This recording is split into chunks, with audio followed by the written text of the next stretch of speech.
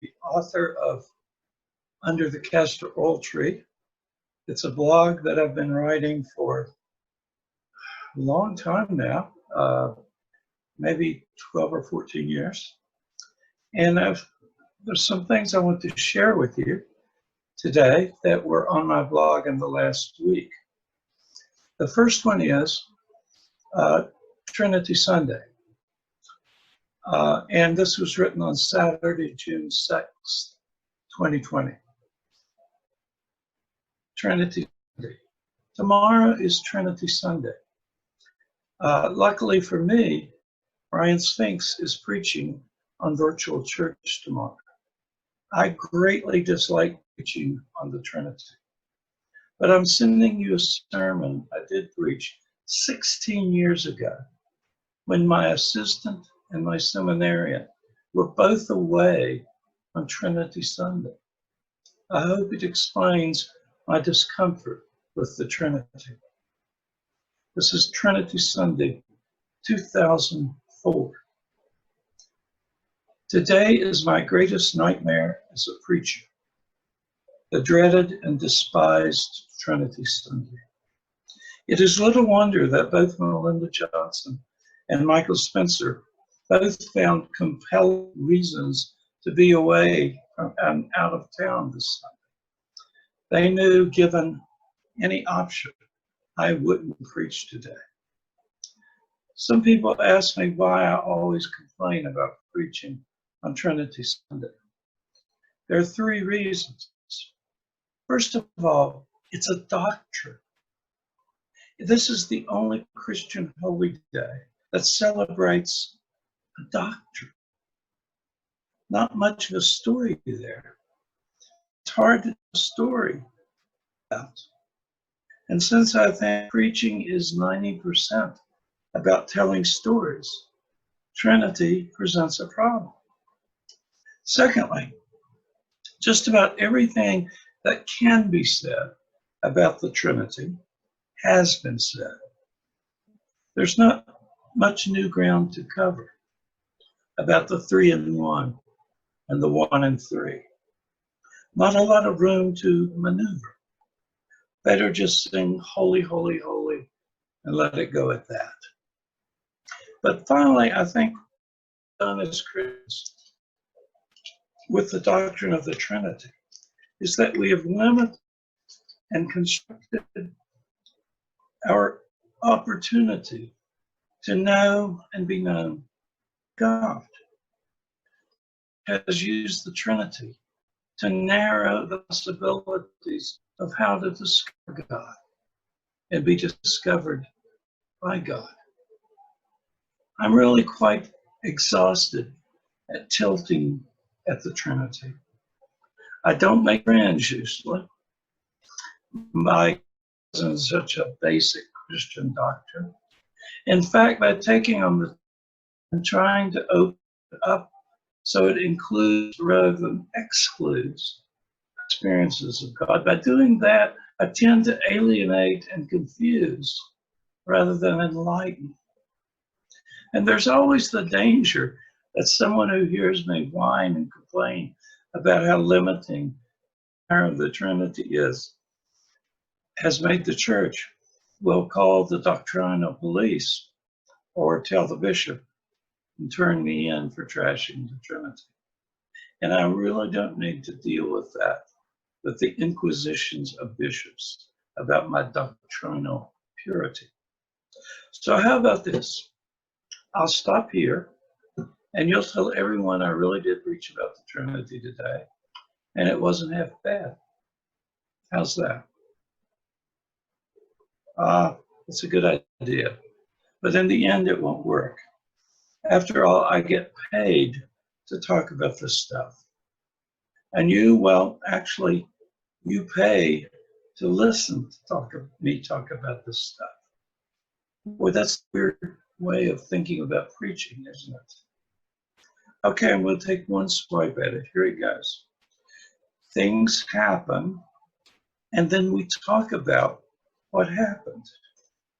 The confusion arises because what we say about what happened becomes all entangled with what happened, what really happened, so that we can distinguish between what we said about it and what happened anymore. Here's the only example I'm going to give you. Two people have a disagreement. That's what happened. They had a disagreement. And then they both go off and say things about the disagreement. Two people, parent, child, husband, wife, brother, sister, two friends, two enemies, two strangers. Pick which works for you and make up another word that works better so that two people have a disagreement. What they disagree about doesn't matter. Politics, abortion, the war in Iraq, religion, what color to paint the living room, what to have for dinner, where to go on vacation, whose turn it is to take out the garbage, Red Sox, Yankees. Pick a disagreement that is alive in your world. All that happens is that two people disagree. That's all that happens. But one of them says, if you don't respect my opinion, you don't respect me. And the other says, if you don't agree with me, you don't love me. So suddenly, whether to have chicken for dinner or fish becomes an issue of respect, becomes love, and a disagreement about what to have for dinner becomes a struggle about the meaning of life, like the war about the position of the toilet seat. It's the reason public bathrooms are so gender specific. Otherwise, men and women would be murdering each other in airports and restaurants over the toilet seat. Whether you leave the toilet seat up or down becomes an issue about respect or love. Listen, it's just a toilet seat. Hold the chicken or fish disagreement and the toilet seat war in your mind for a moment. Something happened. People experienced God. People knew and known by God. People encountered the holy and discovered the eternal. Then some of those people, known as Christians, started talking about what happened. And where the conversation led was that they named what happened, how they experienced God. And the names they came up with is Father, Son, and Holy Spirit. Do you see that the Trinity as a doctrine is something Christians said about experiencing God? God didn't make the Trinity up. The church did. God just shows up to be known and to know us. God just shows up to be discovered and experienced and encountered and unconcealed. God just shows up. And then we say things about what we discovered and experienced and encountered and unconcealed and take a vote and say, let's call what happened there Father, Son, and Holy Spirit. Now, the problem becomes that how we named experiencing God, what we said about the existence of God for Christians, limits and narrows how we experience God in the future. If your experience of God doesn't neatly fit into Father, Son, and Holy Spirit, well, according to the church, it must not be God that you're experiencing, fella. The church has a habit of getting in the way of God. Some of the most holy and spiritual people I know never darken the door of a church. And when I can engage them in conversation, they tell me that the church keeps getting in their way of experiencing God. The church is all about control and order and crowd management and drawing lines and boundaries to decide who's in and who's out. That's what the Nicene Creed did. God is all about the freedom and chaos and messiness and drawing circles so eternally large that everyone is included. I believe the church has to get out of the being in the way of God business and get into the opening the path to God business. If the doctrine of a Trinity works for you, that's great. Really. I mean it. I'm not messing with what works for you in knowing and being known by God. What I want to do is open the doors and windows and knock down the walls so that we as the church can welcome dangerous mystics and spiritual rebels. That's the business a church should be in. Dangerous mystics and spiritual rebels. The business the church should be in is the business of letting God be God and not limiting how God can show up and be discovered and experienced and encountered. God help us, and I mean that literally, if we don't commit ourselves to getting out of God's way. That's the church's real job and our only job, getting out of God's way. So call the bishop if you must. Tell him he'll find me somewhere trying to stay out of God's way.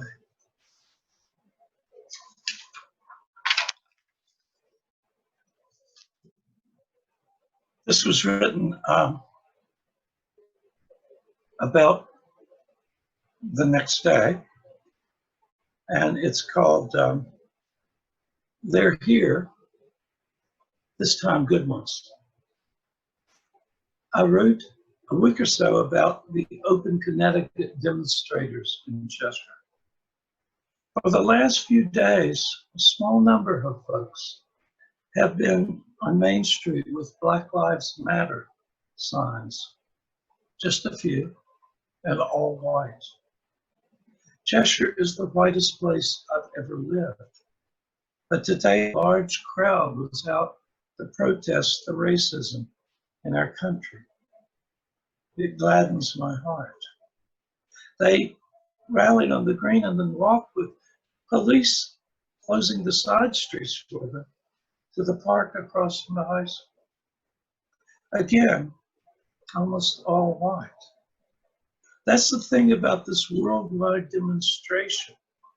It is truly integrated. There have been demonstrations on every continent.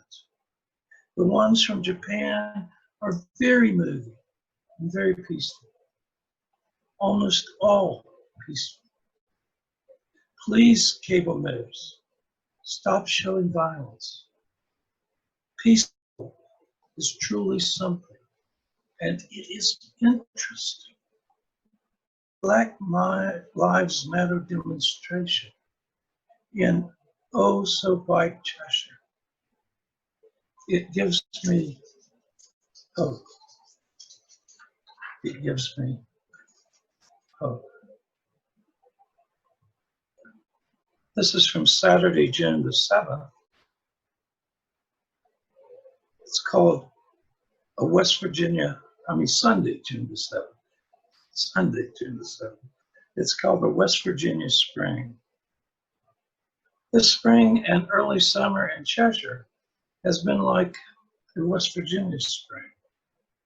The altitude of Cheshire is 177 feet above sea level. Antelope, West Virginia, where I grew up, was almost 1,300 feet and surrounded by mountains that rose another 1,000. You can see my dog's tail in the background. I don't apologize. She is a darling.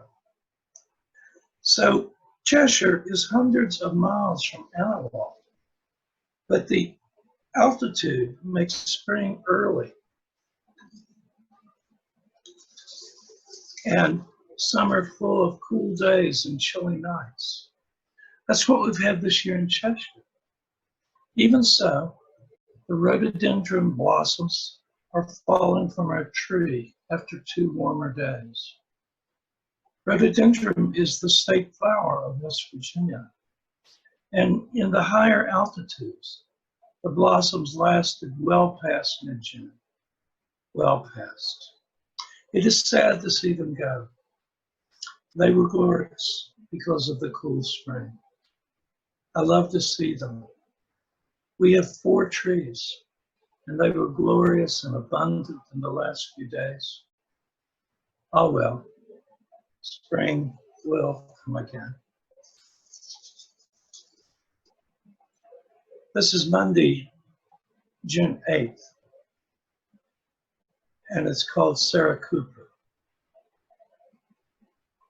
If you don't know the name, you can learn it. Sarah Cooper is a Black stand-up comedian who, during lockdown, has posted videos on TikTok of her lip-syncing the president. They're now on YouTube as well. They are hilarious. Go on YouTube and find her. You won't be disappointed. Her facial expressions and gestures perfectly accompany her lip syncing. She even plays other characters watching her lip sync. Well worth the time. And hey, what do you have these days? Got a lot of time. She is also an immigrant from Britain or somewhere where English is spoken with an accent. Perfect. Black and an immigrant, lip syncing the president. Watch her and laugh or cry. Either will do.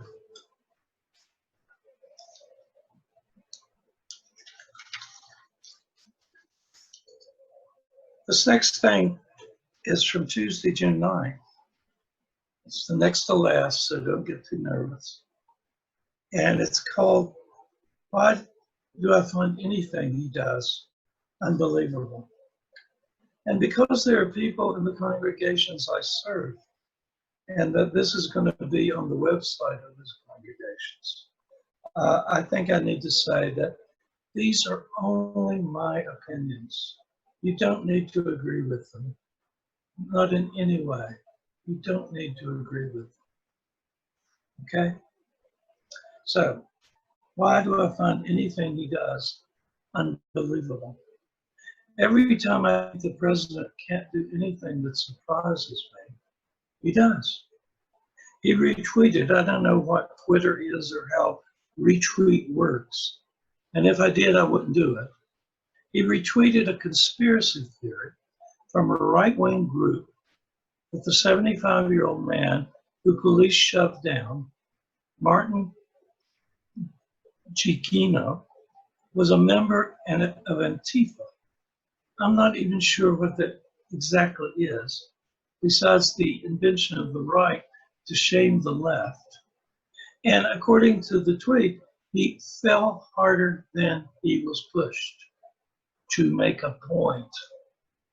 Martin, who is a well-known peace activist in Buffalo, New York, is still in the hospital from the injuries police caused. The 2 policemen, and they were men, have been suspended without pay, though numbers of the police and fire department in Buffalo have resigned to support them. We all saw it on tape. Martin was shoved down, not tended to until the medical people arrived, bleeding from the ear, and he's still in the hospital, but thankfully no longer in ICU. A couple of Republicans condemned the tweet, but most didn't, trying to turn a blind eye to the outrageous and totally without proof accusation of the president. It's probably too late to hope that Republican lawmakers will join the generals and other military in condemning Wisdom for his behavior. They are travelers with him. Only November can change that. The demonstrators don't want to eliminate the police. They want to change who handles certain situations. Mental health workers, not police, in incidents of mental problems. Social workers for domestic violence and child abuse. Drug specialists in drug abuse. And more money for housing and food for those in need who so often are confronted by the police. Police will not be eliminated by defunding, just reduced in their role to do the enormous police things that they need to do about real crime. And the enormous police budgets spent in slightly different ways. Many police would support that. They don't want to deal with issues that aren't crimes against society. This is a moment in our history where we may become great, responding to profound needs in a positive way. God help us that we will. And my final sharing today is from Wednesday, June the 10th, 2020. It's called Giving Back. Giving back. I plan tomorrow to write checks to each of the 3 churches I serve. I got my paycheck today, and I'm not doing what they're paying me for. All I do in this pandemic time is 40 minutes or so of Zoom church and a dozen or so phone calls. That's not what they pay me for. I'll feel better about taking the other half of my pay if I give half of it back. We are the people who the virus hasn't affected financially. The church pension fund is incredibly generous, and Social Security has a stop. So Bern and I are fine. In fact, I haven't filled up my gas tank in almost 3 weeks. It's half full. Doing what I'm paid to do in the cluster. I fill it up every week and spend time on the road and see people and buy lunch often. So I spend money, and I'm not putting my $20 or so in the offering in cash every week. So I owe them. If you're doing okay financially in this time of crisis, figure out who you owe and pay up. Pass it on, pay it forward. Give to the charity or your church or your political party, if you're a Democrat. Those of us not affected need to pass it on to those who are. This is a time to form a habit like that for the future. The future would be better than what we had to have today. Wash your hands, wear a mask, socially distance. Pass it on. Pass it on. This is Jim Bradley in Cheshire, Connecticut, wishing you a good day and thanking you for listening, and I hope also reading Under the Castro Tree. Thank you. Good night.